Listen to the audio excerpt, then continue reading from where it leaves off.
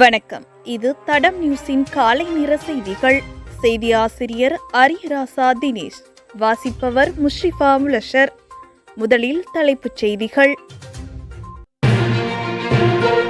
உப்புக்கான அதிகபட்ச விலை நிர்ணயம். தங்க விலையில் சடுதியான மாற்றம். இன்றைய நிலவரம். அரசு வேலைக்கு காத்திருப்போருக்கு வெளியான மகிழ்ச்சி தகவல். கீரி சம்பா அரிசி பற்றாக்குறை, மாற்று அரிசி இறக்குமதிக்கு முடிவு.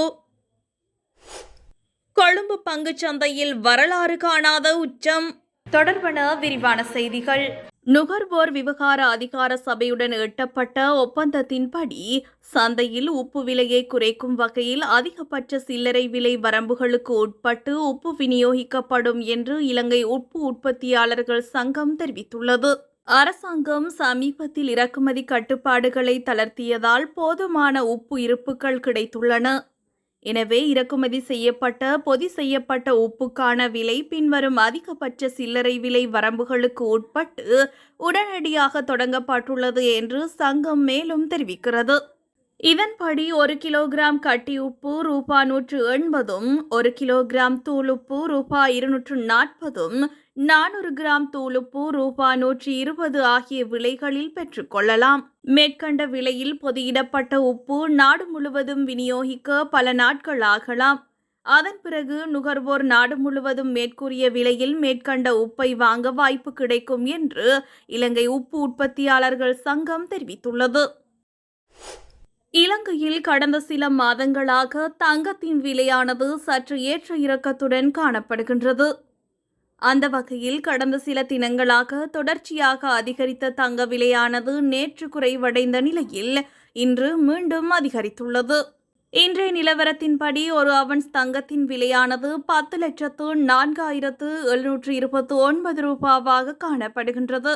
அத்தோடு 24 கரட் தங்க கிராம் 35,450 ரூபாவாக பதிவாகியுள்ள நிலையில் 24 கரட் தங்க பவுன் 2,83,550 ரூபாவாக பதிவாகியுள்ளது. 22 கரட் தங்க கிராம் 32,500 ரூபாவாக பதிவாகியுள்ளதுடன் 22 கரட் தங்க பவுன் 2,60,000 ரூபாவாக பதிவாகியுள்ளது. மேலும் 21 கரட் தங்கம் 1 கிராமின் விலை 31,020 ரூபாவாக பதிவாகியுள்ள நிலையில் 21 கரட் தங்க பவுன் இன்றைய தினம் 2,48,150 ரூபாவாக பதிவாகியுள்ளமை குறிப்பிடத்தக்கது.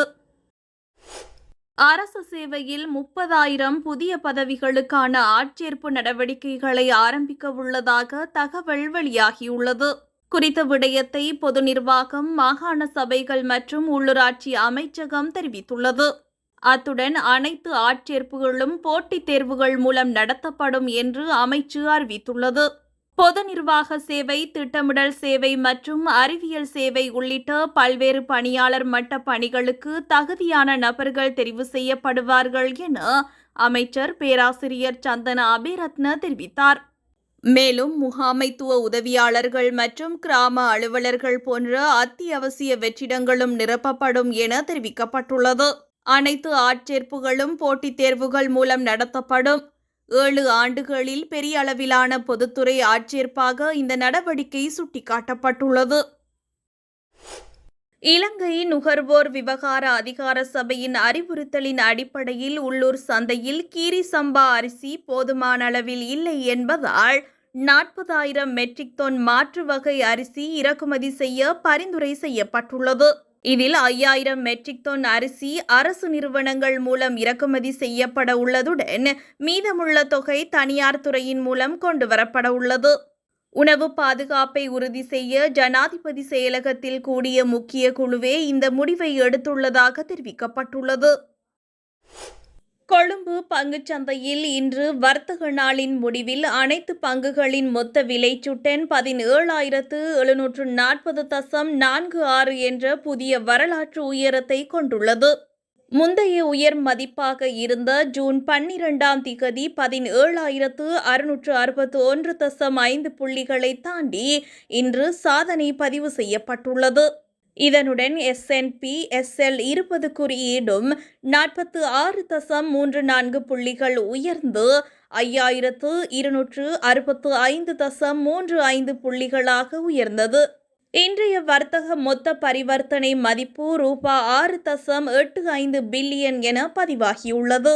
பங்குச்சந்தை மீது முதலீட்டாளர்கள் நம்பிக்கையை வெளிப்படுத்தும் வகையில் இந்த வளர்ச்சி முக்கியத்துவம் பெறுகிறது. இதுபோன்ற செய்திகளை தெரிந்து கொள்ள தடம் நியூஸ் சேனலை சப்ஸ்கிரைப் செய்து அருகிலுள்ள பெல் பட்டனை கிளிக் செய்யுங்கள். மேலும் இதுபோன்ற செய்திகளை உடனுக்குடன் தெரிந்து கொள்ள தடம் FM.com என்ற இணையதளத்தின் வாயிலாகவும் எங்களுடன் இணைந்து கொள்ளுங்கள்.